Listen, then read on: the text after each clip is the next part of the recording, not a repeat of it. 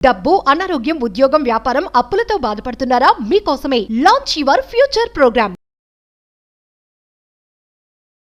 నమస్తే రమ్మగారు. నమస్తే జయ. రమ్మగారు, మనం విక్రమార్కుడిది స్టోరీ చెప్పుకుంటూ ఉన్నాము.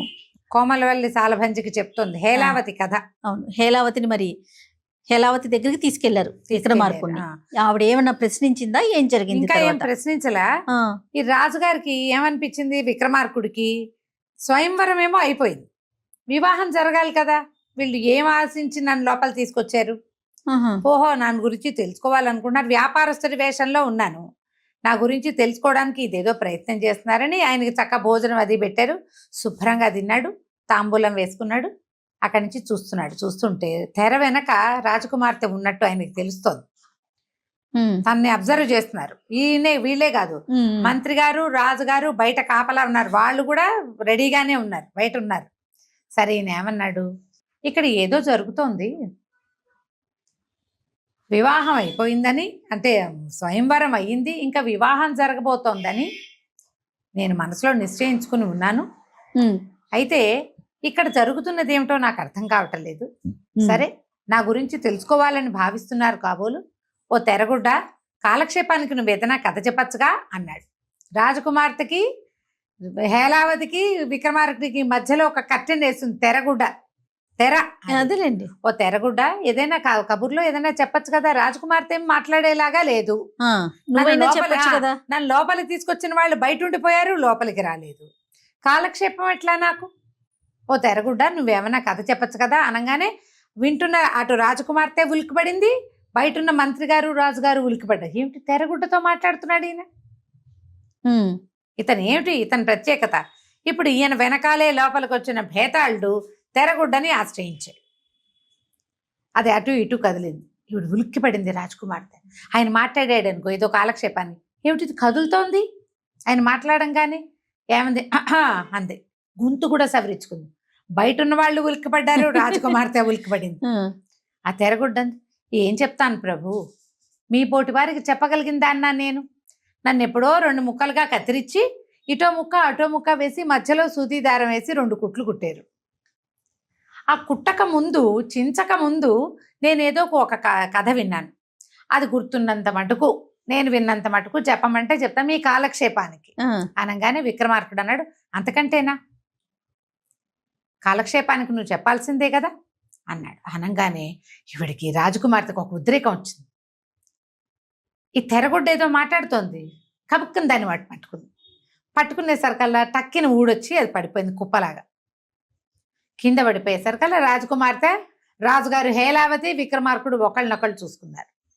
అప్పుడు ఈయన అన్నాడు, ఆమెతో ఏమనలా, తెరగుడ్డ నువ్వు ఎంత మంచిదానివే, నీ వల్ల రాజకుమార్తెకి ఎంత సహృదయత వచ్చిందో చూడు, ముఖ దర్శనమైనా చేయించింది, మరి ఇంకా కథ చెప్పు, నేను వింటాను అన్నాడు. ఆ కుప్పలా పడిపోయిన తెరబట్ట మాట్లాడడం మొదలుపెట్టి, పూర్వం చంద్రగిరి అనే పట్టణానికి గంధేశ్వరుడు అని ఒక రాజుగారు ఉండేవారు. ఆయనకి 120 మంది భార్యలట. చాలు 120 మందికి సంతానం కలగల. ఎన్నో రోజులు ఆ పూజలు చేశారు, పునస్కారాలు చేశారు, ఎంతో అంటే ఏమన్నా ఎన్ని రకాల ప్రయోగాలు చేసిన తర్వాత ఈయనకి ఈ పట్టపు రాణి గర్భవతి అయింది. ఆ గర్భవతి అయిన రాణి మహాసౌందర్యవంతుడైన ఒక కుమారుణ్ణి గన్నది. అతిరూపుడు అని పేరు పెట్టారు. అంత అతిరూపం కలిగిన వాడు అనమాట. అబ్బో, వాడు ఎంత అంతగాడో, పుట్టినప్పుడు అసలు బంగారు ముద్ద పుట్టింది అనిపించింది. చంద్రుడు ముద్దలాగా కనపడ్డాడు, అంత అద్భుతమైన వాడు. పిల్లాడి పేరే అతిరూపుడు అని పెట్టారు. ఈ అతిరూపుడిని ఎంత అపురూపంగా పెంచారో. రాజుగారికి ఎంతమంది, 120 మంది భార్యలకి ఒకడే కుమారుడు, దింపకుండా పెంచారు. పెద్దవాడైన కొందికి అతిరూపుడు మహాసౌందర్యవంతుడయ్యాడు. సరే, ఇంత చక్కటి వాడికి బహు చక్కటి పిల్ల కావద్దు, అందుకని పిల్లాడికి 18 ఏళ్ళు వచ్చాక రాజకుమార్తెల కోసం వెతకటం మొదలుపెట్టారు. ఇంత చక్కటి అబ్బాయికి ఎవరు దొరుకుతారు అని సైనికులు, కొంతమంది పురోహితులు, తర్వాత 2 మంత్రిగారులు రాజకుమారుడి ఫోటోలు గీయించుకుని చిత్రపటాలు వేయించి పటాలు పుచ్చుకొని ఊళ్ళ మీదకి తిరగబోయారు. వీళ్ళు ఒక రాజ్యం నుంచి ఒక రాజ్యం వెతుకుతున్నారు, పిల్లాడికి అనురూపమైన పిల్ల కావాలి అని. ఓసారి అట్లా దాటుతూ ఉండగా వీళ్ళకి కొంతమందితో పరిచయం అయింది. వాళ్ళెవరు, మాధవవర్మ అనే, మాధవపురం అనే రాజ్యానికి రాజుగారైనటువంటి మాధవవర్మ గారి సైనికులు. ఎవరు ఏమిటి అని కనుక్కుంటే మాధవర్మ గారికి అపురూప సౌందర్యవతి అయిన ఒక సంతానం ఉంది, ఒక అమ్మాయింది. పిల్ల ఎంత అందగత్తో, అతిరూపవతి ఆమె పేరు. అబ్బో చాలా అందగతే. మా పిల్లకి తగిన వరుడు అసలు మా దేశంలో లేడు. అందుకని ఆమెకు అనురూపమైన పెళ్లి కొడుకు కోసం వెతుక్కుంటూ రోడ్ల మీద పడ్డామన్నారు వాళ్ళు. రోడ్ల మీద కాదు, వీళ్ళు అడవుల్లో పడ్డారు. రాజకుమారులు వీళ్ళు ఉన్నారు కదా సైనికులు, వెనకాల వచ్చిన వాళ్ళు, పురోహితుడు వెనకాల వచ్చిన వాళ్ళు. వాళ్ళు అన్నారు పేర్లు ఏమిటో బాగున్నాయి. మనవాడి పేరేమో మనరాజు గారి అబ్బాయి పేరేమో అతిరూపుడు, వాళ్ళ అమ్మాయి పేరేమో అతిరూపవతి.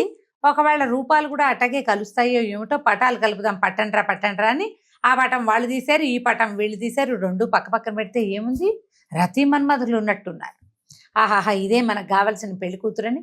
బాబు మీ పిల్లని మేము చేసుకుంటాం, మీ వేరేళ్ళు మీ రాజుగారికి ఈ పటం చూపించండి, మీ పటం మాకు ఇవ్వండి, మేమే వస్తాం పెళ్లికి తరలి వస్తామని చెప్పి ఈ సైనికులు పురోహితులు ఈ మంత్రిగారులు కలిసి సంబంధం మాట్లాడేసుకున్నారు. మాట్లాడుకుని ఇంటికి వీళ్ళు వాళ్ళ ఇంటికి వీళ్ళింటికి వాళ్ళు వాళ్ళ ఇంటికి ముందు వెళ్ళిపోయి తర్వాత ఈ రాజకుమారుణ్ణి తీసుకుపోయి ఆ అతిరూపవతికి ఈ అతిరూపుడికి పెళ్లి చేశారు.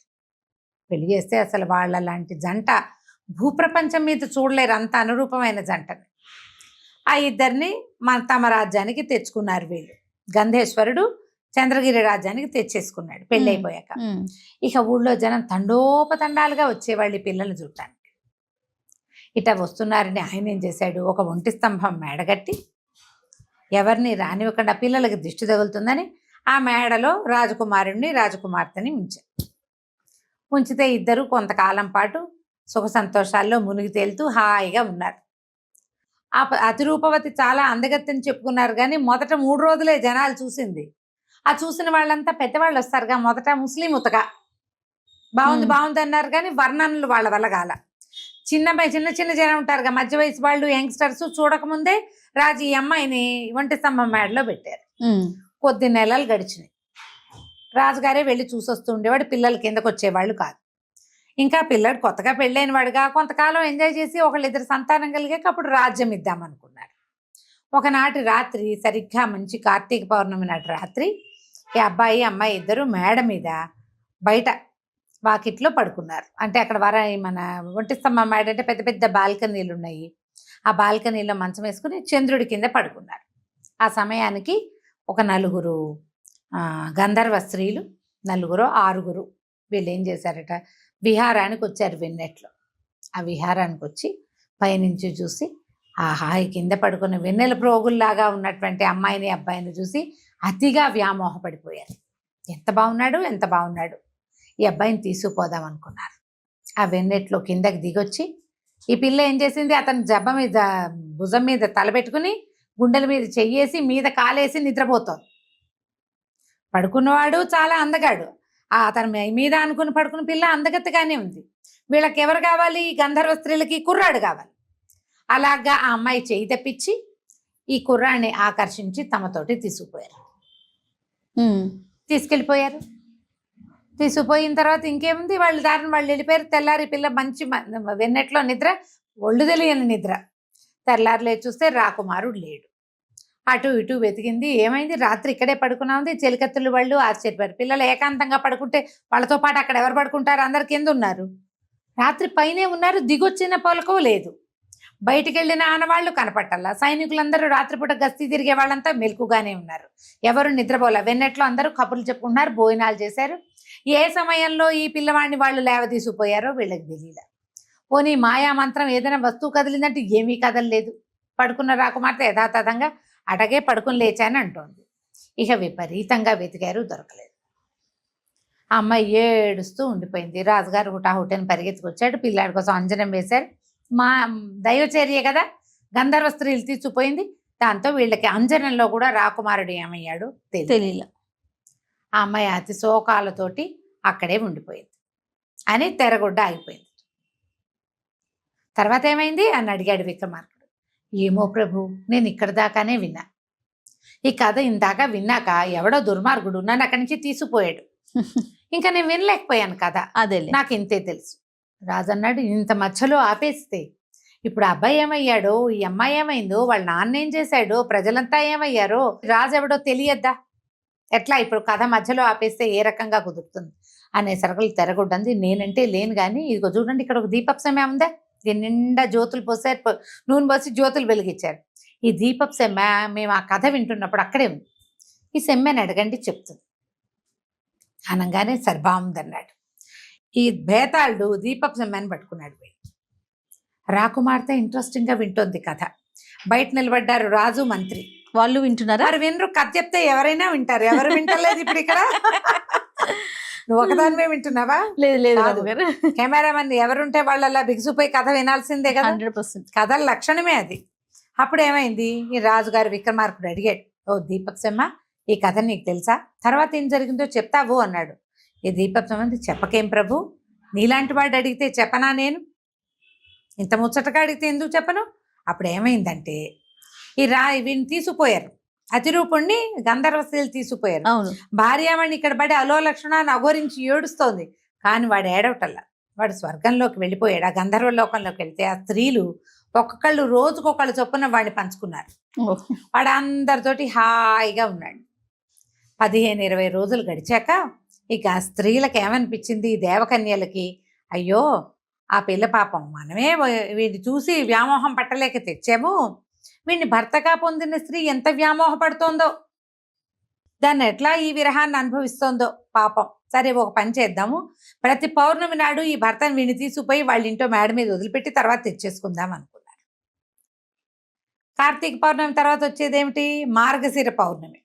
మార్గశిర పౌర్ణమి నాడు ఈ అతిరూపుణ్ణి తెచ్చి వీళ్ళ మేడ మీద వదిలిపెట్టారు. అది ఎట్లా చేశారు, ఆమె నిద్రపోతోంది, ఆమె పక్కలోకి చేర్చారు. ఆ అమ్మాయి రోజు భర్తని కలగంటోంది. ఈ పౌర్ణమి నాడు భర్త నిజంగానే వచ్చాడు. ఆ అమ్మాయి కల అనుకుంది, భర్త నిజంగానే ఆమెతోటి ఉన్నాడు. ప్రతి పౌర్ణమి నాటి రాత్రి ఆ అబ్బాయిని వదిలిపెట్టారు. ఇక్కడ ఒక 5-6 పున్నములు గడిచినాయి. రాకుమారుడు లేడు, కానీ ప్రతి పౌర్ణమి నాటి రాత్రి వచ్చి భార్యా పరిష్వంగ సుఖాన్ని అనుభవించేస్తాడు. అతను వచ్చేస్తాడు ఇక్కడికి. 5-6 నెలలు గడిచేసరికల్లా ఈ యువరాణి గర్భవతి అయింది. ఈ చుట్టుపక్కల ఉన్న చెలికత్తెలందరూ ఏమిటి యువరాణి ఒక రకంగా ఉంది, అతిరూపవతి ఒక రకంగా ఉందని చూసుకుని ఈమెలో దౌహృద చిహ్నాలు కనిపెట్టేశారు. అందరూ అడిగారు, అదేమిటమ్మా ఆయన లేడు, నువ్వు గర్భవతిలాగా కనపడుతున్నావు అంటే, ఆ పిల్లలు లబో దిబో భర్త తప్పిస్తే నాకు రెండో వాడు తెలియదని ఏడ్చింది అమ్మాయి. చెలికత్తెలు కొంచెం చిన్నవాళ్ళు, ఈ అమ్మాయితోటి ముందు నుంచి ఉన్నవాళ్ళు 4 వాళ్ళ ఊరు నుంచే వచ్చిన వాళ్ళు ఉన్నారుగా, వాళ్ళు కొద్ది నెలలు మేనేజ్ చేశారు బయటికి రాకుండా. విధినాడు కనపడిన చంద్రుడు తదినాడు తనంతట తనే కనిపిస్తాడు. అంతే కదా.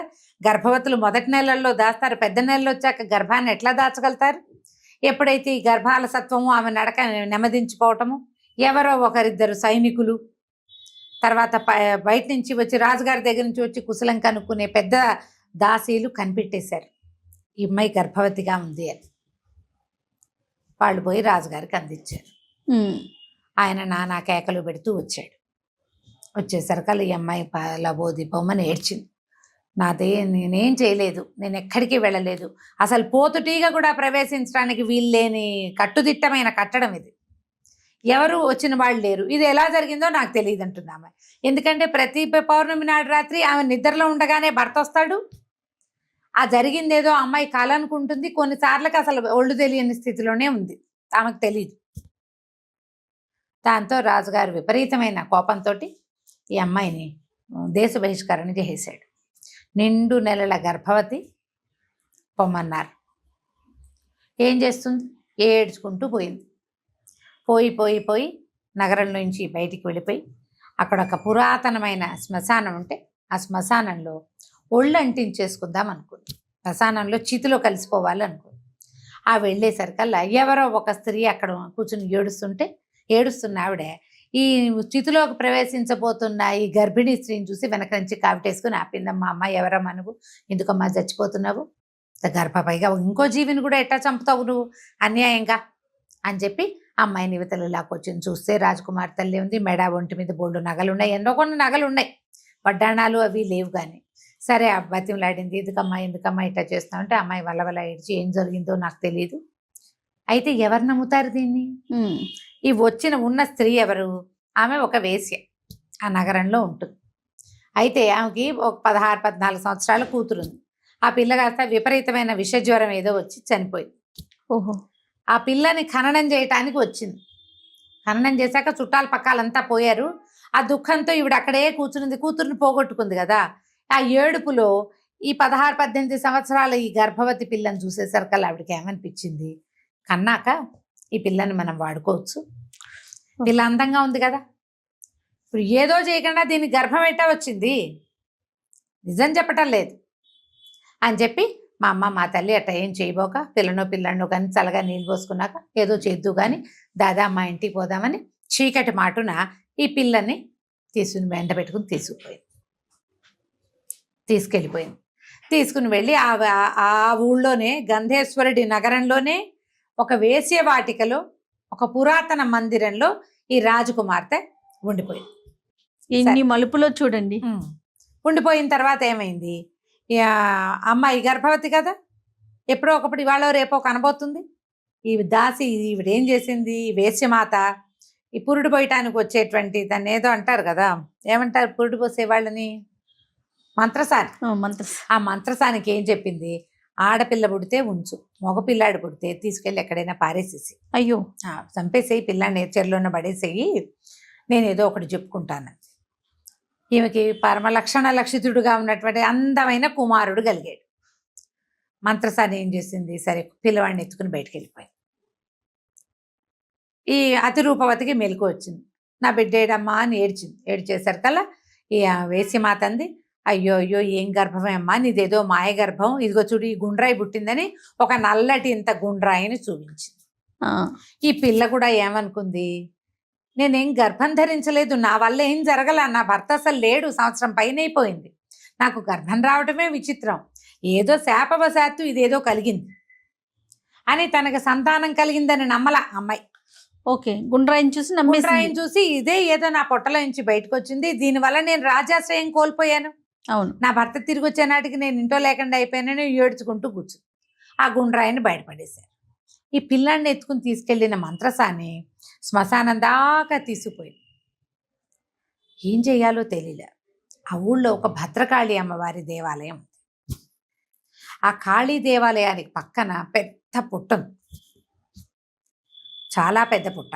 ఇప్పుడు ఏం చేసింది, ఈ పిల్లాన్ని తీసుకొచ్చి శ్మశానంలో పడేయటం ఎందుకులే, పుట్ట దగ్గర పెడితే ఎవరో ఒకళ్ళు దైవ ప్రసాదం అని పెంచుకుంటారని పిల్లవాడిని పుట్ట దగ్గర పడుకోబెట్టి చల్లగా వెళ్ళిపోయింది. ఈ పుట్ట దగ్గర పడుకోబెట్టబడినటువంటి పిల్లవాడు ఏమయ్యాడో మనం వచ్చే భాగంలో తెలుసుకుందాం. తప్పకుండా రమ్మగా, కానీ చాలా బాగుందండి, ట్విస్టుల మీద ట్విస్టులు ఉన్నాయి. ఇప్పుడు ఇంకో కొత్త ట్విస్ట్ వస్తుంది. ఓ ఓకే అండి, నమస్తే. నమస్తే.